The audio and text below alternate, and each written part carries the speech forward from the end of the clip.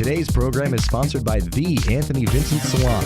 Say hello to beautiful. You're listening to Trend Radio, where we talk about what's hot and what's not. Get into the loop with us. I'm Anthony Vincent. And I'm Elise, and we're your radio gateway to what's trending with beauty, fashion, health, wellness, and sex. Mostly sex. Learn and laugh with us anytime, anyplace. Go right to our website, anthonyvincentsalon.com. Click away and listen today. You'll be glad you did. Yes, you will be. Oh, Elise, what a weekend this is. Do you know what's amazing? No, I'm going to tell you what's amazing. We're going to let everyone out there know yesterday was your birthday. Yes, it Happy was. birthday. The big 3-0. Ha. Yes, yes. So, happy birthday. Thank you. And what could be better than your birthday and also celebrating National Smile Day? It is World Smile Day, yes, and it's celebrated the first Friday in the month of October every year, which is amazing. And, you know, I mean, the person who actually came up with the idea of World Smile Day, Nat King Cole? No, he was coined and initiated by Harvey Ball, a commercial artist from Worcester, Massachusetts. Wow. Yeah. He created the smiley face in 1963. Is that amazing? Oh, yeah. Yeah. And in the year 1999, it's been held annually ever since, World Smile Day. And Very you know cool. what the message is, which I think is incredible? Tell me. Okay, the message of World Smile Day is do an act of kindness and help one person smile. Because after all you need is one. That's right. Just one. Oh, do we have an interesting show today? Don't we always? Yeah, but you know, this is really a funny story that I want to start the show off with today. There is this Saudi man who divorces his wife minutes after he sees her face. Oh, God. Yeah. Oh, my gosh. It was... Why? This... Did he think she was that ugly? This creepy husband actually saved his future wife from having to put up with his awful disposition and generally awful personality. Obviously, there's something really wrong with him. Yeah. Oh, yeah. On his wedding day in a Western city in Saudi Arabia. He didn't even need to get a divorce. You can have that annulled. Well, no, it's different there. All he had to do was say, I divorce you 3 times, and they're divorced. Oh, my gosh. Really? Yeah. 3 times? It's like Beetlejuice. That's and it. Beetlejuice appears? That's right. Oh, my gosh. That's how it is. Wow. So this jerk decided to divorce his bride after seeing her face for the very first time. Oh, my gosh. The couple was marrying sight unseen, which happens in other countries. Absolutely. And when the bride lifted her veil during the wedding photos, oh my gosh, like that poor groom woman jumped up and said, "You're not the girl that I want to marry. Oh my gosh. You're not the one that I had imagined. I'm sorry, but I divorce you, I divorce you, I divorce you." That poor woman. Actually, I kind of think she's very lucky. She actually is very lucky, but imagine how embarrassed she was for that moment. Oh, but an awful. You know? Yeah, but she would have had a lifetime of misery. A lifetime is for sure. That's true. You know, there's this silly show that I am addicted to on TV called Cheaters. And it's about this jerky guy. His name happens to be Clark Gable, and no relation. And he has a team of snoopsters, and they follow their partner around until they can find something to prove that they're cheating, whether it's a guy or a girl. And this particular guy, on their wedding day, during the ceremony, this girl from Europe, they were getting married in a backyard, and the Cheaters crew show up at the wedding with the girlfriend on the side, and they confront him in front of all of the people during the wedding. The bride was devastated. That is awful. And I'm thinking, how big of an idiot do you need to be to go in during the wedding ceremony with the girlfriend and just ruin everything? And I thought to myself, these idiots ruined her life and his. Now, they rebroadcast it.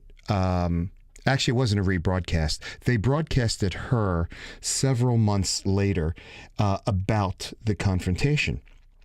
And she actually said, "Thank you so much." She said, "At the time, I was heartbroken and in shock.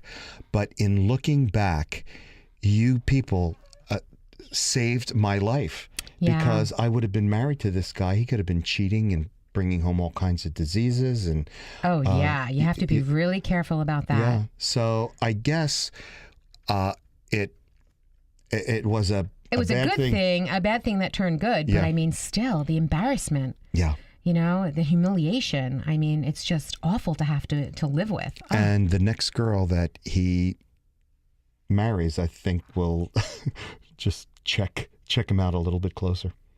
Wow. Mm-hmm. That's an awful thing. So yeah, I thought that was really, really kind of interesting, and it's really very interesting, this psychology in relationships and people yeah. and cheating and what men. And, Wait. Where did that come from? Well, the psychology in relationships, and then all of a sudden, there it comes, cheating. Well, it's like that poor gal. I mean, Yeah. there was something psychologically wrong with him to be cheating with someone while he's getting married. Well, I don't necessarily think that I wouldn't call it that. There's obviously either something missing in his relationship, or there's something, missing in him that he was cheating. I don't know that it's definitely a psychological issue, because I mean, so many people do it, and you can't just blame the psychology of cheating on that all the time. I mean, there's a reason why people cheat, and it's not. I don't know if it's. I mean, it's something missing somewhere. That's what it is. Yeah, and what that something is, nobody knows. Only the person that's Yeah. doing it knows it. Yeah, well, sometimes they do it. They don't even know it or know why. They just do because they can. But They just do because they do. yes, and there's like a psychology, toward this, and I've been reading about this small group of privately funded researchers that claimed that they found the holy grail of getting women turned on to you. They have the holy grail. That's This group, it's a group of men. this is a group of men. Obviously. They're researchers. And they think that they found what can turn a woman on and Yes. how they can turn them on to you. Yes. Ah. And believe it or not, it's got nothing to do with having, Brad Pitt looks or a yacht or a giant house. Although there are studies that say the house, the car you drive, and the size of your wallet do attract some women. Well, I think that's a confidence level. I think that's, men who have those things have, this superiority, thing going on, or a confidence level, they're strong and they're comfortable within their skin. That's usually what it is. And a comfort level is very important. Women are attracted to that. When you're a comfortable, confident man, Yes. women are attracted to that. They're attracted to the confidence. Absolutely, I as believe that. men are too. Yeah. Men are attracted to a woman who believes in herself, who's confident and independent, and someone who can just walk around with that carefree smile. Yeah, we've talked about that in other shows. Absolutely, of course. So, this particular breakthrough was based on a female psychology principles, and it works by covertly flipping attraction switches. Ah, There are attraction switches in every woman's mind, every guy's mind, and they can flip these switches by using ordinary conversation. That's very interesting. I can completely understand this. Yeah, there was a show on TV several years back called Magic. Mm-hmm. And this particular, he was a coach, a relationship coach who was very unorthodox and unusual looking. And he just knew the right things to say. And he taught basically nerds how to pick women up. But it wasn't picking women up for sex. It was learning the right lines to say to a woman, and not the cheesy ones, but what to say, how to have conversation, how to make conversation. And how then to gain the attraction so that they could actually have a life or a relationship with Yes, that woman. It enhances I see. their relationships, Interesting. not enhancing their sex life. Well, that, if they can enhance their But relationship, it's going to take care of both. Right. And this thing is backed by real scientific research. Wow. The discovery was also endorsed by a highly acclaimed Harvard PhD psychologist and the former editor-in-chief of Psychology Today magazine. Well, I can understand that, though, because what you say to somebody, somebody is going to take that and listen to it, and you get a certain feeling when you're having a conversation with somebody.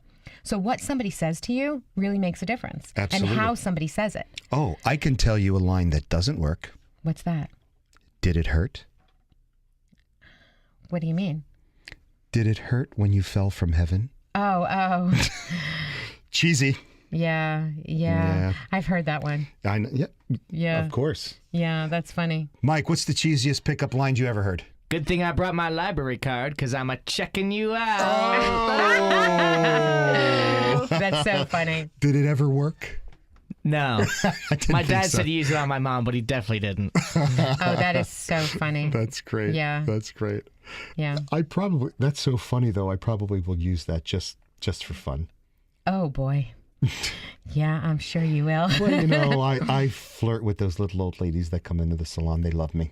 Yeah. Yeah, can't get the young ones, but the little old ladies, man, they just love me. Yeah, they do. Yeah. They do. They Well- think you're charming.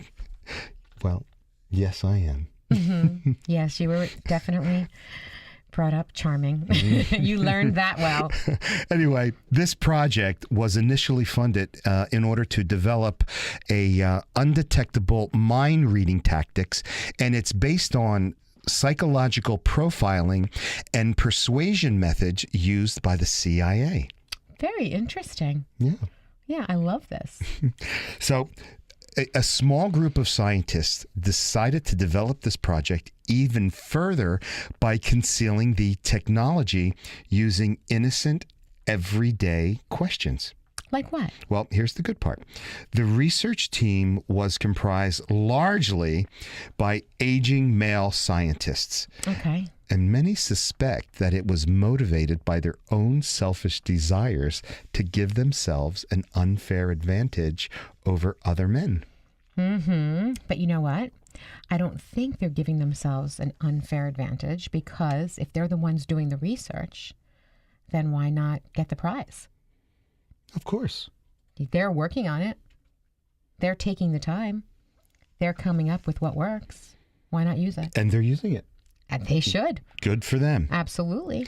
So one member of the team discovered that the techniques could also be used to get women addicted to you. Wow. Addiction. Addicted.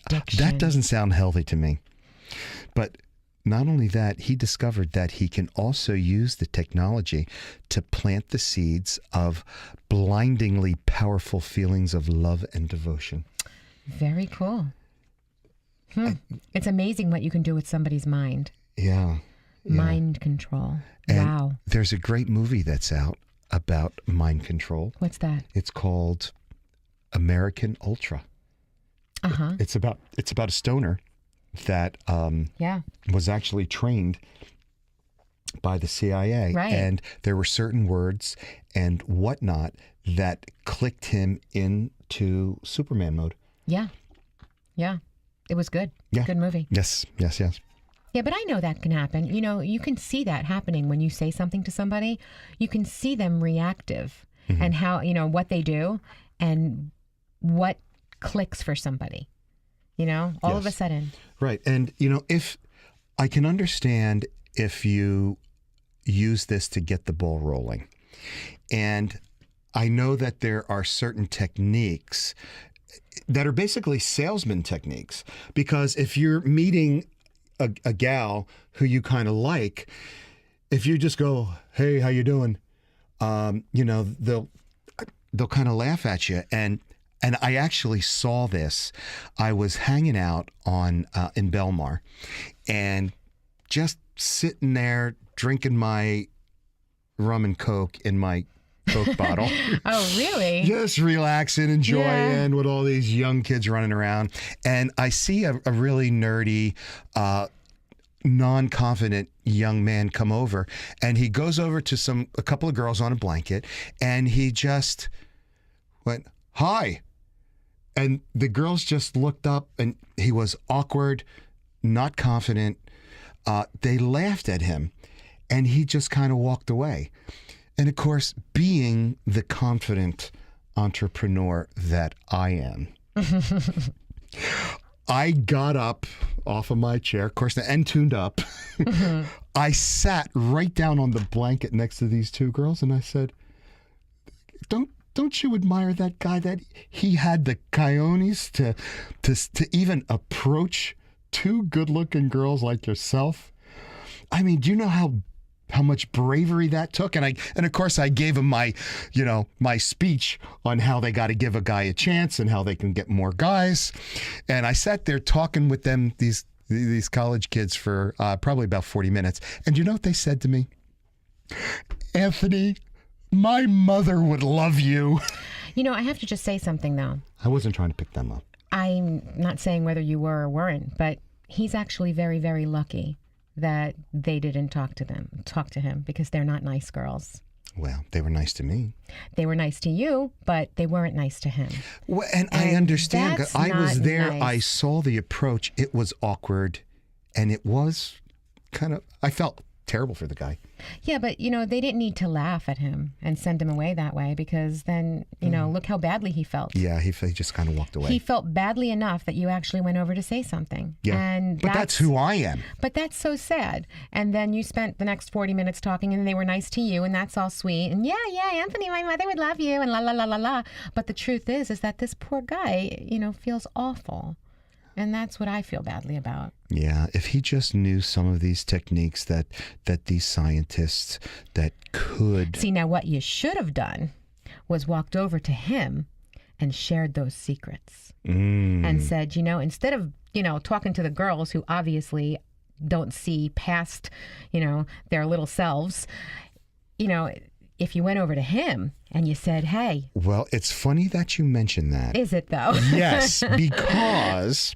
Of course it's funny. Because I was sitting there and I told the girls, "Let's give him another try. I'm going to go get him." And they were like, no. And I said, "I'll be right back." And I actually tried to find him. I couldn't find him. I couldn't find him. I felt bad. I came back and Okay. said, Well, "Sorry, next girls, time, you may have missed out." next time you see a situation like that, to nip it in the bud, go to him first, then find two other girls that are cute, whatever, or three other girls, and help him out, and then let him go talk to them. And this way, maybe he'll get some confidence. Well, you know, confidence just doesn't come that way. I got another story about the beach. Okay. And it was with a young lady that used to work with us. She was beautiful, blonde-haired, blue-eyed, and a little chunky, always on a diet, and she still thinks she's a fat girl in this beautiful body with a beautiful face and beautiful personality. And she just happened to be on the beach while I was there. And we were talking work stuff. And she was saying, "Oh, look how cute those guys are over there." And I said to her, I says, "You want to meet them?" She went, "Yeah." I says, "I'm going to go get him." She says, "No, no, no." I says, "I'm going to get him. You stay right here. I'll be right back." I went over to the two guys. I brought him over. She ran away. Ah. She didn't have the confidence for as beautiful and But she lovely didn't and realize sweet. what she was. No, yeah. she didn't have that confidence. Aw, that's a So- shame. What a shame. You know, I should be a moil because I could make such shitocks. I don't think anybody understood what you just said. Good thing, because one had nothing to do with the other. Anyway, so some of the scientists are concerned that these techniques could be used to start a reaction of emotions in women, leading to long-term pair bonding responses. Or in layman's terms, she's going to fall in love with you. Wow. But Are you going to tell us what any of these are? No. Okay, well, then I'll put it to you like this. If anybody would like to know, email us now at trendradio920@gmail.com. I will send you this information along with a $50 gift certificate to Anthony Vincent Salon that you can use on any service. But remember, you didn't take the time to find out who she was or is. So she's going to fall in love with you, but are you going to fall in love with her? That is the question. Need a salon that's about the whole you? Precision haircuts, flawless makeup, impeccable nails, top-rated professional hair products. Anthony Vincent Salon. Looking for a hairstylist who has his finger on the pulse of all the latest trends? Anthony Vincent Salon. Looking for a dependable salon with over 35 years in the industry? Anthony Vincent Salon. Looking for New York City and internationally trained stylists that will create the perfect look for you? Anthony Vincent Salon. Shine brightly while walking down the aisle. Anthony Vincent Salon. For longer, thicker, beautiful hair extensions, Anthony Vincent Salon. Incredible makeup applications for weddings, proms, or any special occasions. Anthony Vincent Salon. Have dry, brittle summer hair? Get a hot shot. Anthony Vincent Salon. Before you put a ring on it, manicure it. Anthony Vincent Salon. Your image is their specialty. For the 150,000 hairs on your head, there's only one choice. Anthony Vincent Salon. For a more beautiful you, call now 609-448-2212 and follow them on Twitter. Good morning, Dina. Good morning. So teaching teens about credit cards. Yes. I think it's so important. It's very important. I mean, without teaching our children about good credit, bad credit, or any kind of credit, they're just left to their own device on how to figure it out. And that's okay. You and I, and we all know, you can't just figure this out by yourself. Oh, no. You need help with this. You absolutely do. I remember as a young man, I had like 20 credit cards. Yes. And I wound up maxing every one of them out. It took years for me to pay them off. I had a lot also, and I think most of the problem that I had was my parents didn't actually teach me anything about it, and I think that's why it's so important that I do teach my kids. Yes, and same as me. I mean, even me being at 18 years old on my own, nobody said, wait, as soon as you walk into that store, you're going to get this credit card opportunity because you can save 20%. Or, when you buy a car. They still do that. Exactly. They still do that today. Yeah, if you go into any of the little retail stores or whatever, hey, you know what? If you take our card, you can save this amount of money. Yeah.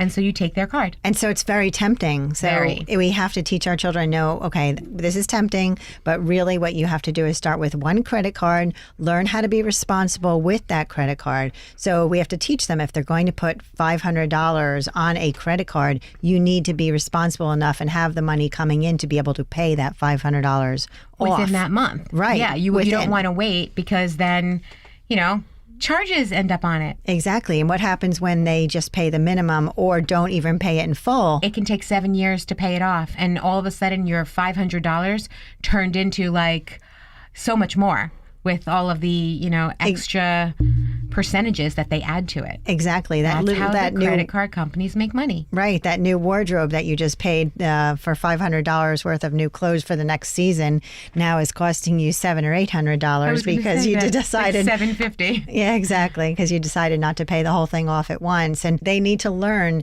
how that interest compounds.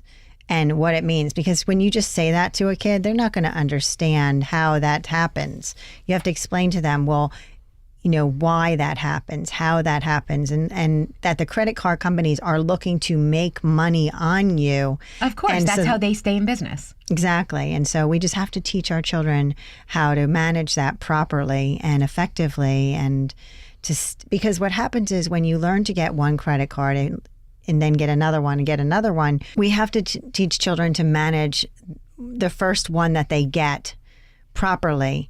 And then they can go on and increase their credit cards or different credit lines appropriately. Dina, how many credit cards do you actually think someone should have? I think that somebody should have no more than 3 Okay. credit cards. Why 3? Now, why?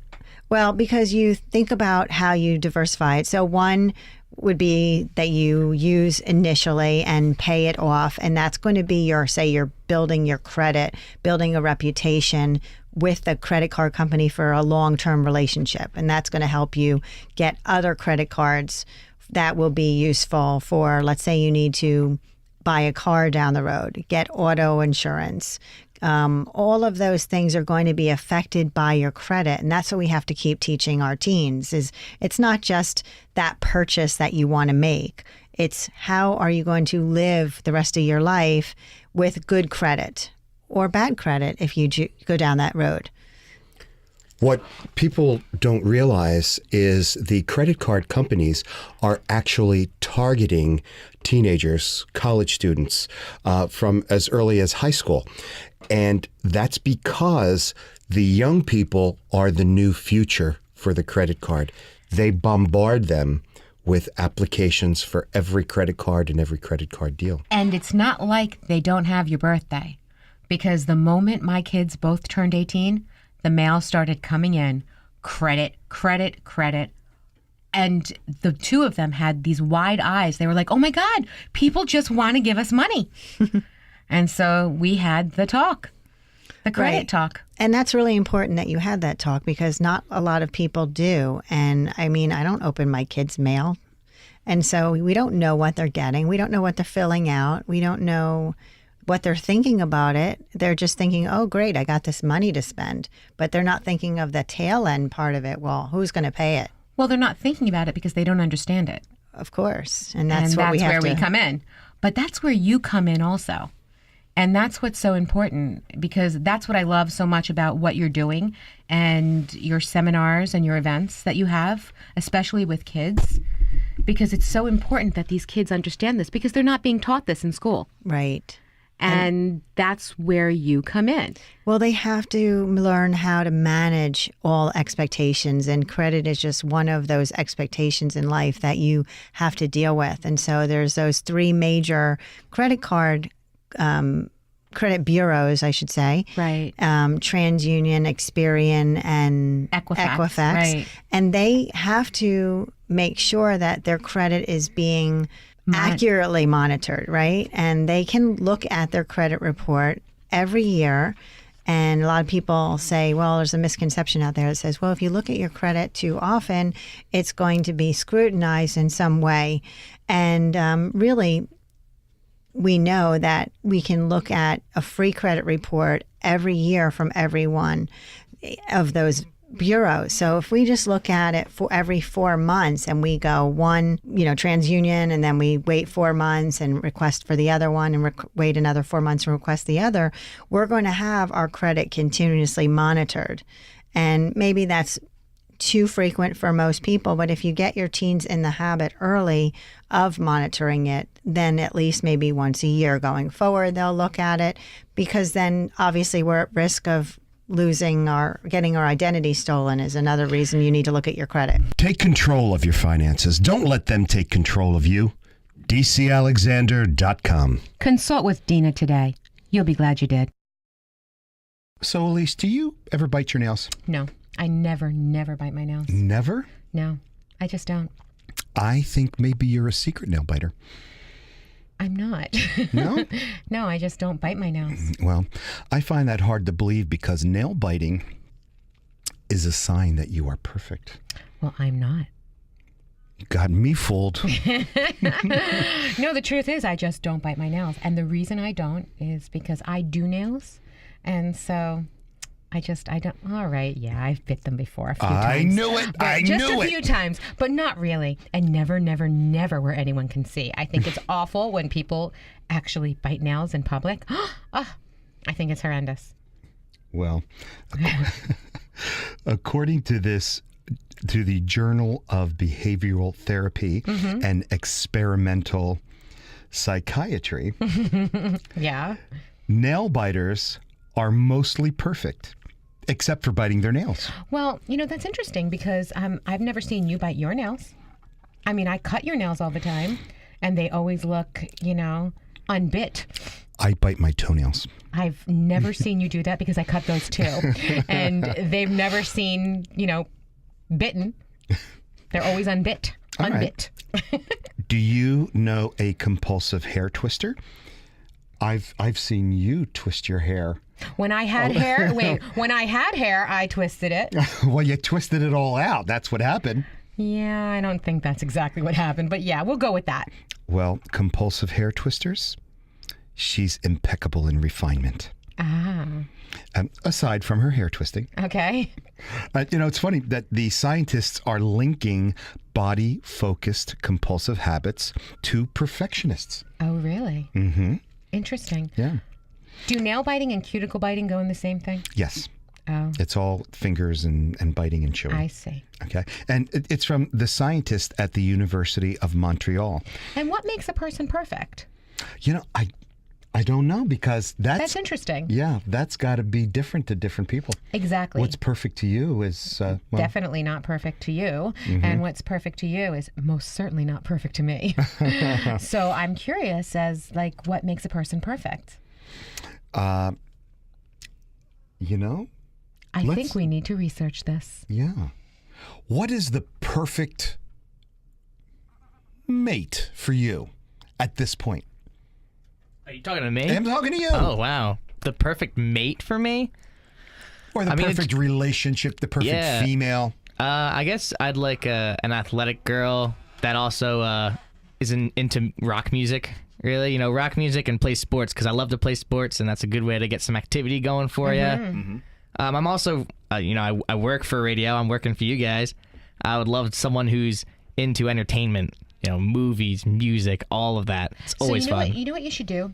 Why don't you write down, okay, everything that you want, in your perfect girlfriend. Okay. And write it down and just put it out there and see what happens. Because, the law of attraction really works in amazing ways. Put it all out there, write down everything that you want, and be very specific. Okay. And let's see what happens. Do you want me to do that right now? And You don't have to do it right this second. You yeah. can take this home, and next week, I want to know. We'll talk about it next week. I'll do it for you, and I'll see how many responses I get, and how many Okay. positive and negative and all that. Perfect. Very, Yeah, very do this. cool. This is your homework, Mike. But, I can assure you of something. And when you make that list, put that list somewhere where in 10 years you'll be able to read it again. And I guarantee you that by the time you're 34, you will have a completely different list of what the perfect female is for you. I can completely see that. I can see that. Of course. Yep. Of course. Yeah, we see that all the time in the salon with Absolutely. young girls coming in crying, needing. Your tastes change as you grow. Yes, they do. Yeah.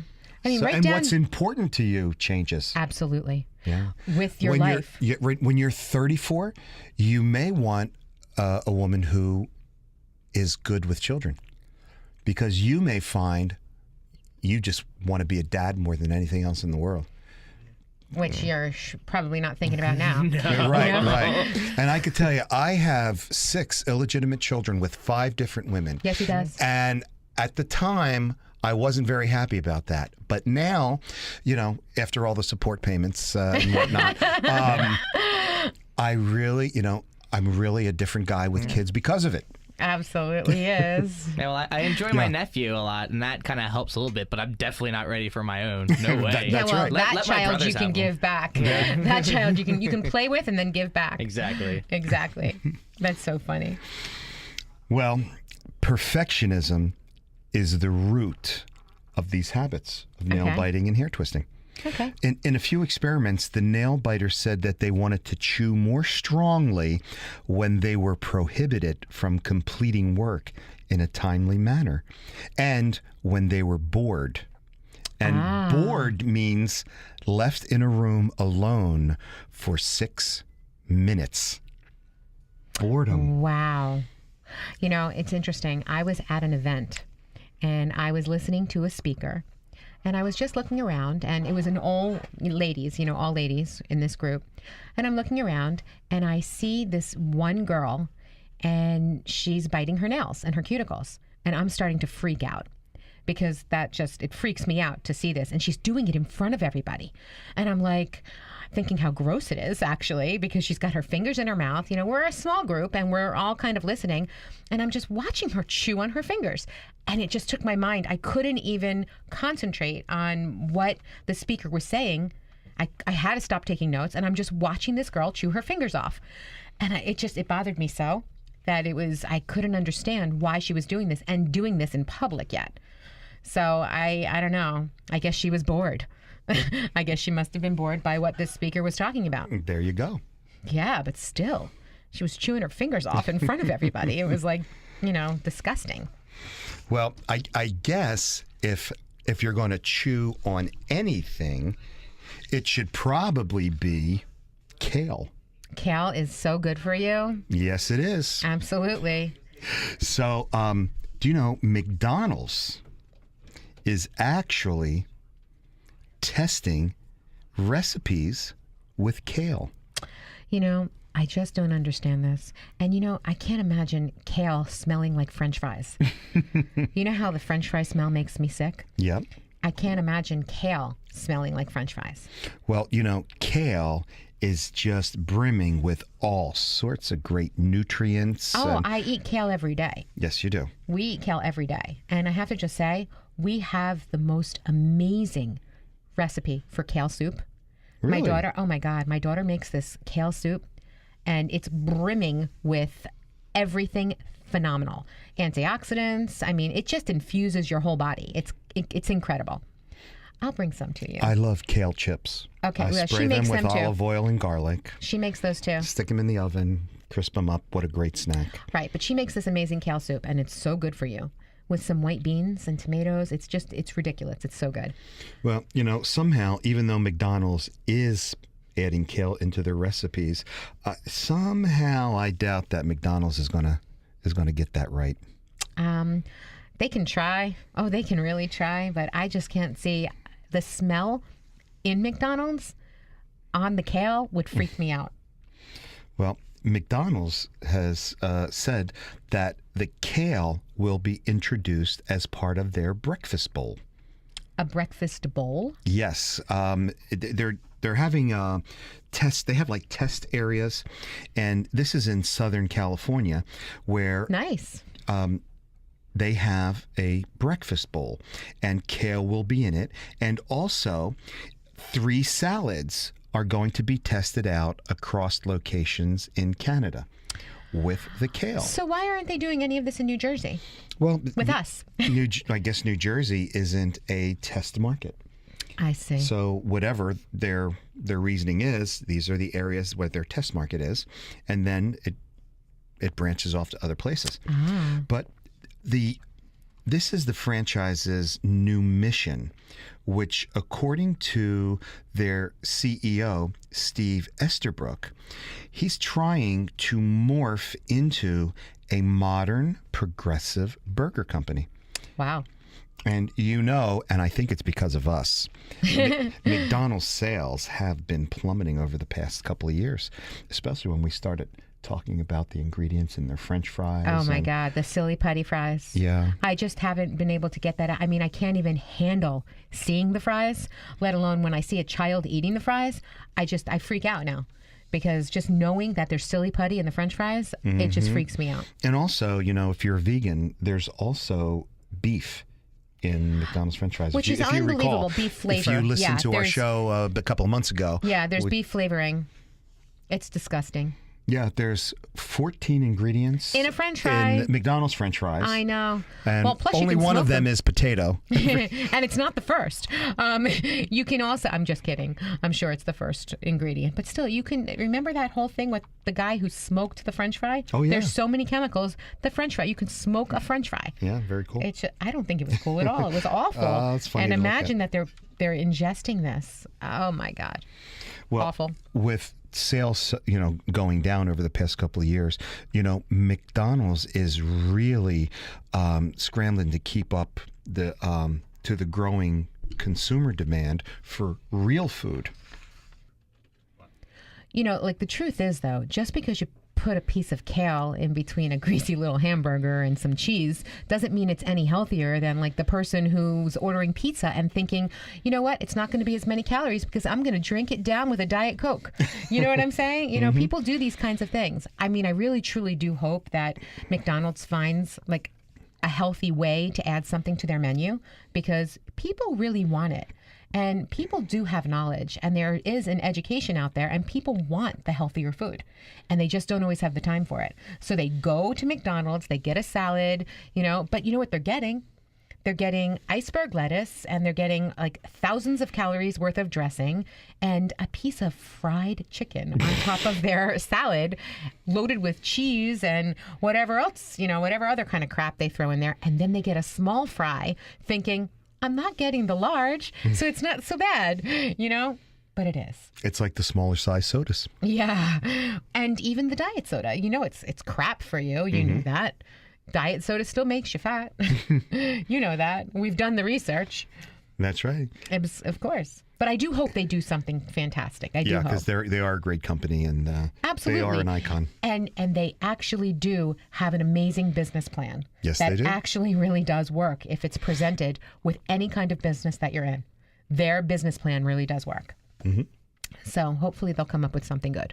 And in addition to kale, they're also introducing the term healthy to its reputation. And Cool. yeah, McDonald's recently announced the end of the use of certain antibiotics for raising its chickens. Oh, wow. Now that's a good thing. Yes. So they're McNuggets that are covered in whatever they're covered in. At least there's no antibiotics in them. That's right. Okay, then. Okay, so they're seriously it's one fried. step at a time. Yes, they're seriously fried. Yes. But, at least, there's no antibiotics in with the fried food. That's right. Wow. Now, kale is one superfood that should always be purchased organic. Absolutely. Yeah. I couldn't agree with you more.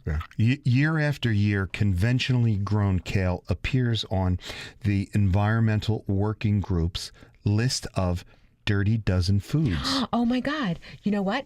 There's an app for that. I have the app for the Dirty Dozen. Wow. Okay. So I'm going to have to show you how this works. It's amazing. There are certain foods that you just should never eat in the Dirty Dozen. And, the reason that I actually have this now is how careful I am with what I put in my mouth. Yes. Especially since, the whole cancer thing.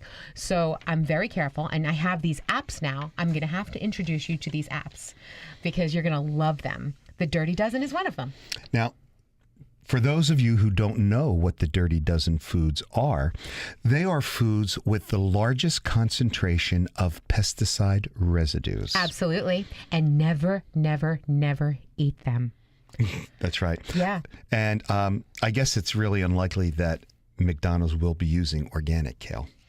Which is Quite hopeful. Yeah. It's quite hopeful that they would because you can't, it is so... for instance, I have one that you should never, never eat. Never eat any celery that is not organic. Do you know why? Tell me. Because of the pesticides. The pesticides grow in the celery. Okay? It grows from the seed all the way down right into the stalk, and it's actually through the pesticides are throughout the celery. It's in the tubers. It's in everything. The water and the juice. Whatever you take a bite of, whatever you eat, those strings that you pull off, everything. It's in the center. It's everywhere. Do not eat celery that is not organic. Do you know what else is unhealthy? What's that? High heels. But they're nice. They're hot. They're sexy. They look fantastic. And I don't care what you say. there is always going to be a place for them in my heart and on my feet. But they're very, very unhealthy. You know what? We don't wear them all the time.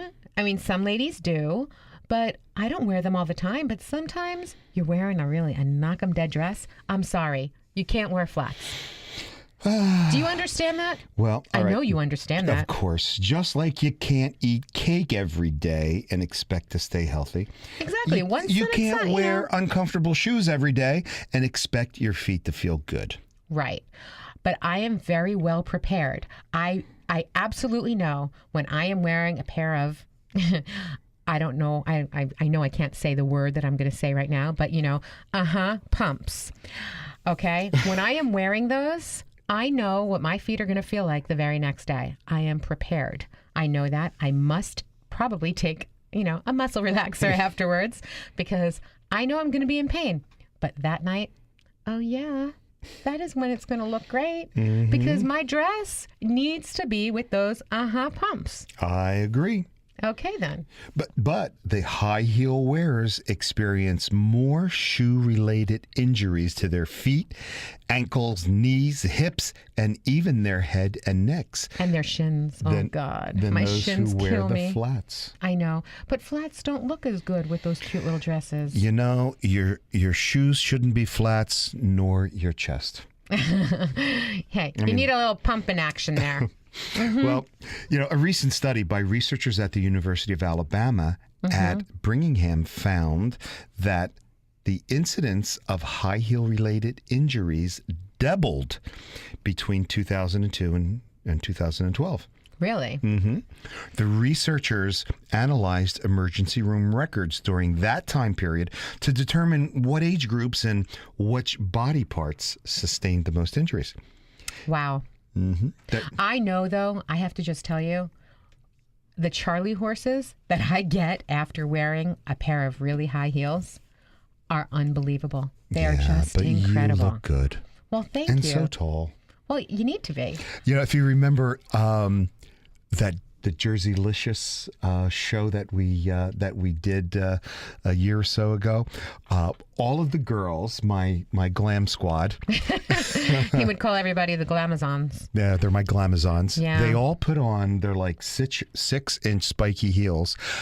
They towered over me. My head came to their shoulders. Oh, well, how funny it is. Mara is taller than all of us anyway. Yes. Yeah. Without heels. heels. Yeah, she's 5'10". So with those, those big shoes that she was wearing, which they were really some big shoes, they were ridiculous. But everybody, we were all wearing really high heels that night. That's right. You weren't wearing high heels that night. No. But, you could if you want to, if you want to keep up with us. Yeah, well, those girls were in their 20s. Yeah, I'm not in my 20s, and I was wearing them too. Yeah, but you're in your 30s. And girls who in their 20s or 30s were the ones most likely to end up in the ER while, teetering and wobbling around on their heels.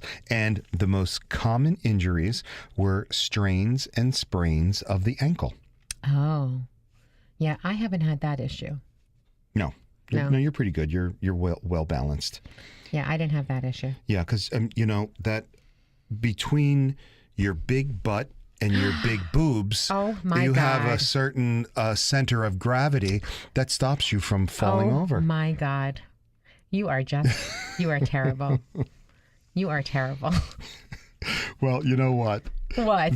The most surprising finding was that nearly half of the injuries to women wearing high heels occurred at home.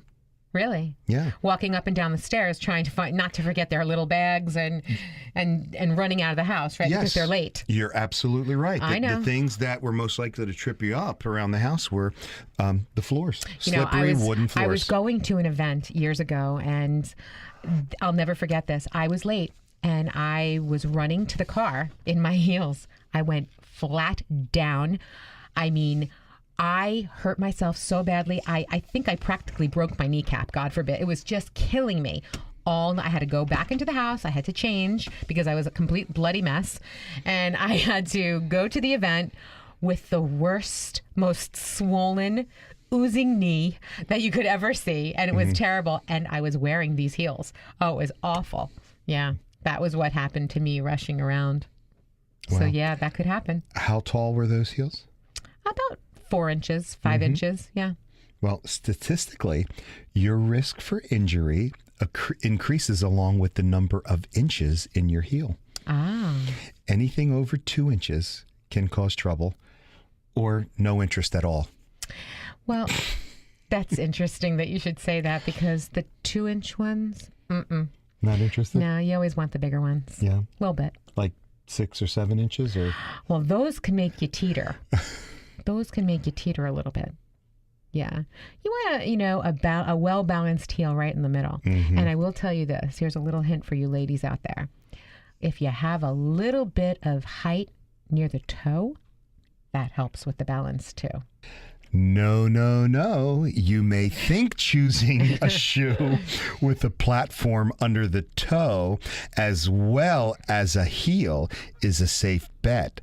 But that platform just disconnects you even more from contact with the ground, meaning your feet get less of a sensory information and are less able to maintain the stability while you're walking.